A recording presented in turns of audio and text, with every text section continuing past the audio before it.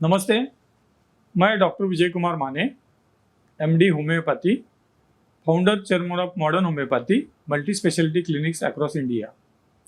आज हम कैंसर के बारे में बात करने जा रहे हैं। कैंसर ये विश्व स्तर पर बहुत ज़्यादा मृत्यु होने का प्रमुख कारण है। ऐसे बोला जा रहा है कि कैंसर महामारी की तरफ फैला रहा है। कैंसर का मतलब ये होता है कि पेशी की अनियंत्रित वाढ़ या uncontrollable growth of cells is called as cancer.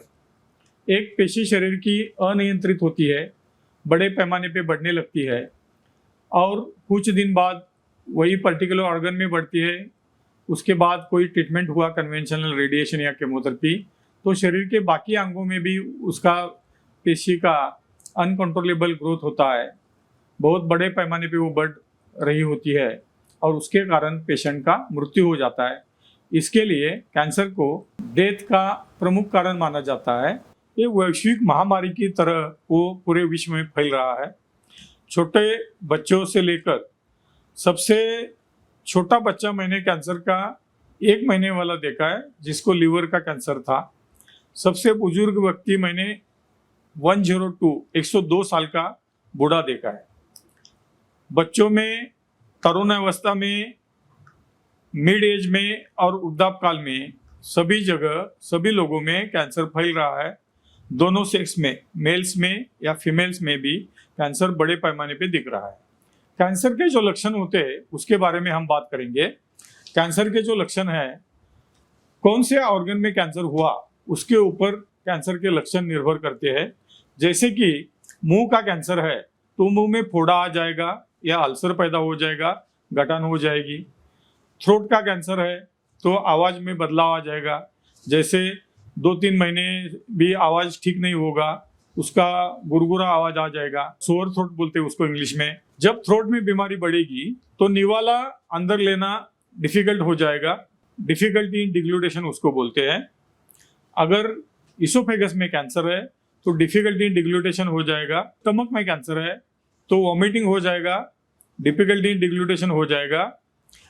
समझो आंत में कैंसर है तो कॉन्स्टिपेशन हो जाएगा, लूज मोशंस हो जाएंगे, संडास में खून आ जाएगा।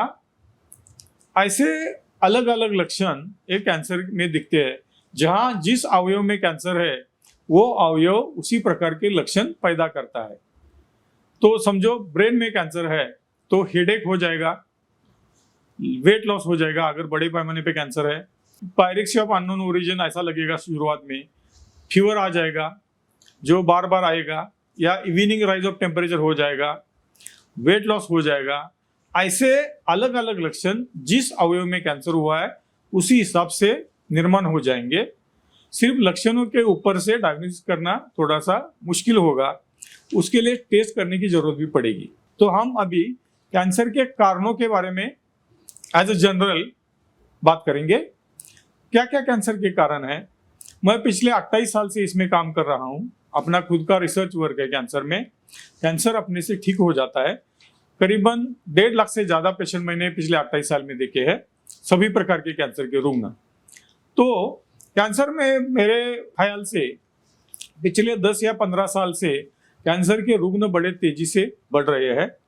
कैंसर में प्रमुख कारण जो है उसमें कन्वेंशनल ट्रीटमेंट की पेन किलर दवाइयाँ, ये ऐसा मेरा मानना है, उसके ऊपर रिसर्च होना बाकी है।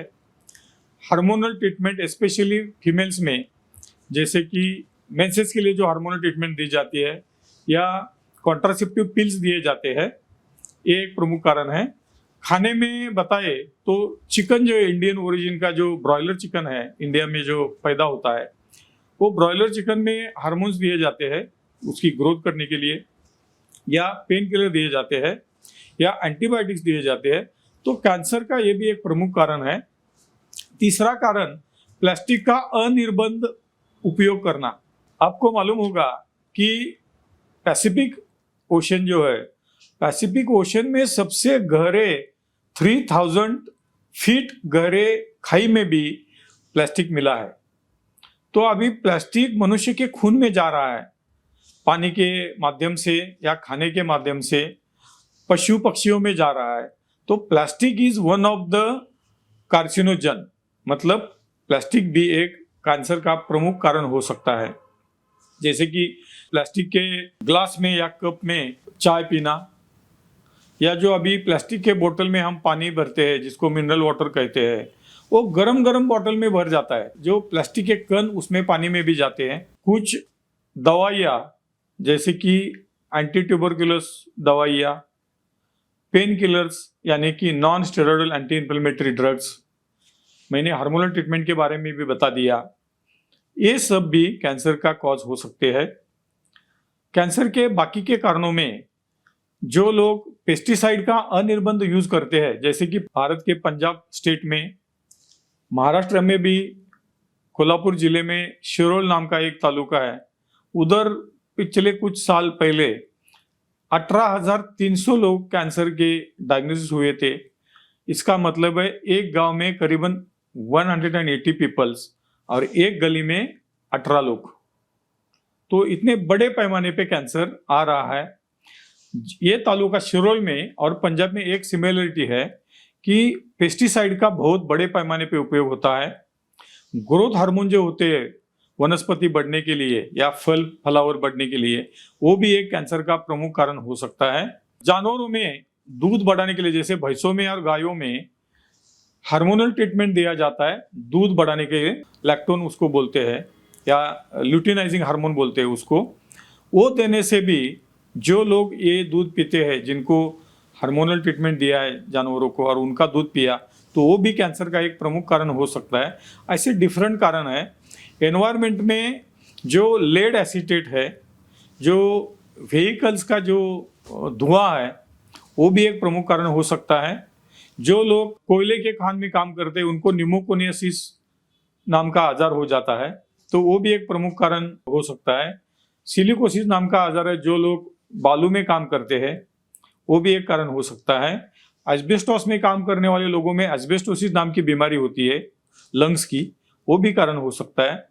ऐसे डिफरेंट फैक्टर्स है कि जो कैंसर पैदा कर रहे हैं। इसकी सभी की वजह से कैंसर बड़े पैमाने पे आ रहा है। कैंसर में एक प्रमुख कारण टोबैको का अनिर्बंध यूज, जैसे कि स्मोकिंग, टोबैको मुंह में रखना या खाना, एक प्रमुख कारण है। मुंह के कैंसर का, इसोफेजियल कैंसर का, थ्रोट कैंसर का और लंग कैंसर का।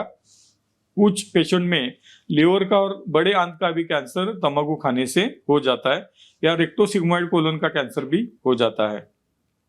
कुछ लोगों में, जो लोग क्रॉनिक अल्कोहलिक है, उनमें लिवर सिरोसिस के बाद गठाने पैदा हो जाती है। मोस्ट ऑफ द टाइम वो कैंसरस हो जाती है। कुछ पेशेंट में वायरसेस कैंसर का एक प्रमुख कारण है, जैसे कि फीमेल्स में पैपिलोमा वायरस नाम का एक वायरस है, उसके वजह से गर्भाशय मुख का कैंसर और गर्भाशय का कैंसर हो जाता है। फीमेल्स में हर्पीस नाम का एक कैंसर है, उसमें गर्भाशय मुख में और वजाना में कैंसर हो जाता है। लिवर में हिपेटाइटिस नाम की एक वायरल डिसीज है, हिपेटाइटिस बी और हिपेटाइटिस सी, उसके वजह से जब लिवर सिरोसिस होता है, वही के बाद लिवर सिरोसिस के बाद लिवर का कैंसर हो जाता है। कैंसर के कारणों में आनुवंशिकता भी एक रोल पैदा करती है। कुछ लोगों में, जैसे पिताजी में स्टमक का कैंसर हो गया तो फिर उसके बच्चों में भी दिखता है, पिताजी में लिवर का कैंसर हो गया तो बच्चों में भी लिवर का कैंसर दिखता है। ऐसे कुछ पेशेंट में आनुवंशिकता भी काम करती है, ये भी कैंसर का प्रमुख कारण है। अभी cancer as a general diagnosis कैसे करते हैं इसके बारे में हम बात करेंगे। जैसे कि सीटी स्कैन किया जाता है बहुत बार, अगर बीमारी फैली है ऐसी आशंका लगती है तो पेट स्कैन किया जाता है। डायग्नोसिस करने के लिए बायोप्सी भी महत्वपूर्ण है। जैसे पर्टिकुलर ऑर्गन में समझो ट्यूमर है ऐसा पता चलता है तो उसका बायोप्सी किया जाता है। बायोप्सी से कैंसर की कंफर्मेशन हो सकती है। ये जनरल जो टेस्ट है उससे कैंसर का पता चलता है। स्पेशली खून के कैंसर में सीबीसी नाम की टेस्ट है, खून की liver function test, CBC, kidney function test, sugar की जो टेस्ट है फास्टिंग और पीपी, ये जनरल टेस्ट किए जाते हैं। पर्टिकुलर ऑर्गन के ट्यूमर की बायोप्सी की जाती है, जैसे मैंने अभी बता दिया। तो इसी टेस्ट से as a cancer as a general हम डायग्नोसिस कर सकते हैं। कन्वेंशनल ट्रीटमेंट में रेडिएशन, कीमोथेरेपी, इम्यूनोथेरेपी ऐसी ट्रीटमेंट्स है, लेकिन मैं पिछले 28 साल से देख रहा हूँ कि कन्वेंशनल ट्रीटमेंट एक तो महंगी बहुत ज़्यादा है, हॉस्पिटलाइजेशन की ज़रूरत पड़ती है और ये पेनफुल ट्रीटमेंट है। Chemotherapy and radiation is very much painful. तो वही ट्रीटमेंट से बीमारी ठीक नहीं होती, कुछ दिन तक या कुछ महीनों तक या कुछ साल तक बीमारी का रोकथाम होता है ऐसा लगता है, लेकिन फिर बड़े पैमाने पे कैंसर बढ़ जाता है और पेशेंट की उसमें मृत्यु हो जाती है। Apart from this, modern homeopathy की जो रिसर्च बेस्ड ट्रीटमेंट है, उसी ट्रीटमेंट से बीमारी तीसरे चौथे स्टेज में भी बहुत से लोग अपने से ठीक हुए हैं। अभी 10 दिन पहले एक पेशेंट को ट्रीटमेंट शुरू किया हमने, उसको पिकोमा नाम का एक ओवरी का कैंसर हुआ है, जिसको इनक्योरेबल ऐसा एलोपैथी के लोगों ने बोला है। वही पेशेंट ने 3 बार सर्जरी की थी, रेडिएशन 1 बार लिया था और केमोथेरेपी ली थी, फिर भी उनमें कैंसर डेवलप हो गया और बड़े पैमाने पे पूरे एब्डोमेन में फैला हुआ है। अभी 10 दिन पहले ही हमने ट्रीटमेंट शुरू कर दिया।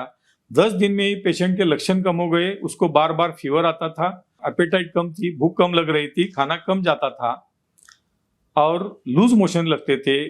10 दिन में विद इन 10 डेज वो सभी लक्षण कम हो गए। ऐसे बहुत से पेशेंट है। और एक पेशेंट की मैं बात करना चाहता हूँ, वो भी पैनक्रियाटिक कैंसर का पेशेंट था। पहले केमोथेरेपी ली थी, उसके बाद उसमें पीलिया डेवलप हो गया और तभी एलोपैथी के लोगों ने बता दिया कि अभी हम कुछ नहीं कर सकते। पिछले 2 महीने से हमारी ट्रीटमेंट चल रही है और अभी उसमें बीमारी कंट्रोल हो गई है, पीलिया कम हुआ है, एपेटाइट बढ़ा है, टेम्परेचर कम हुआ है, पेशेंट ऑफिस में जा रहा है। तो अभी जब हमने 2 महीने के बाद रिपोर्ट किए तो उसमें बीमारी कम हुई ऐसा उसमें रिपोर्ट में दिख रहा है। तो हर एक कैंसर में पहले या दूसरे महीने से या पहले 10-15 दिन से भी मॉडर्न होम्योपैथी के ट्रीटमेंट से इम्प्रूवमेंट दिखती है और पेशेंट वो आगे जाकर ठीक होने तक जाता है। धन्यवाद।